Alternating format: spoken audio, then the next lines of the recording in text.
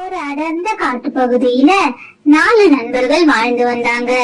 ஒரு மான், ஒரு காகம், ஒரு எலி, ஒரு ஆமை. இப்படி 4 பேரும் நல்ல நண்பர்களா வாழ்ந்துட்டு இருந்தாங்க. அந்த காட்டு பகுதியில எப்பொழுதுமே அவங்க சுதந்திரமா பேசிட்டு தான் அவங்களுடைய பொழுத கழிச்சிட்டு இருப்பாங்க. ஒரு நாள் அந்த காட்டு பகுதிக்கு வேடன் ஒருவன் வர்றத அந்த மான் பாத்துடுச்சு. உடனே பதறி போய் தன் நண்பர்களிடம், நண்பர்களே, இங்க வேடன் ஒருவன் வரா, நம்ம எல்லாரும் போய் ஒளிஞ்சுக்கலாம்னு சொல்லுச்சு. உடனே ஆமா சொல்லுச்சு, நீங்க எல்லாரும் வேகமா ஓடி போய் மறைஞ்சுக்குவீங்க, நான் எப்படி வேகமா போறது அப்படின்னு சொல்லி வருத்தப்பட்டுச்சு.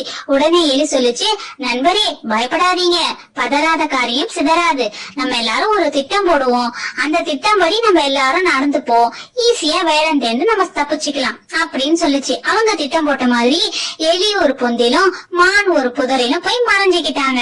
அடுத்து காகம் என்ன செஞ்சதுன்னா, வேகமா பறந்து போய் ஒரு மர உச்சியில போய் உட்கார்ந்து வேடிக்கை பார்த்துச்சு. ஆனா ஆமையால வேகமா ஓட முடியாதால அது பொறுமையா நடந்து வந்துட்டு இருந்துச்சு. அந்த வழியா வந்த வேடன் ஆமைய பார்த்துட்டு அதை எடுத்து தான் கொண்டு வந்த பையில எடுத்து போட்டு நடக்க ஆரம்பிச்சுட்டான். அதுக்கப்புறம் 3 பேரும் மறுபடியும் திட்டம் போட ஆரம்பிச்சாங்க. அதன்படி காக்கா ஒரு மரத்து மேல ஏறி உட்கார்ந்து வேடன் போற பாதைய பார்த்து சொல்லுச்சு. அதுக்கு முன்னாடியே மான் அவன் போற பாதையில செத்து கிடந்த மாதிரி படுத்து கிடந்துச்சு. அதை பார்த்த வேடன் கையில இருந்து கொண்டு வந்த பைய கீழே வச்சுட்டு அந்த மான தோல்ல தூக்கி போட்டு நடக்க ஆரம்பிச்சுட்டான்.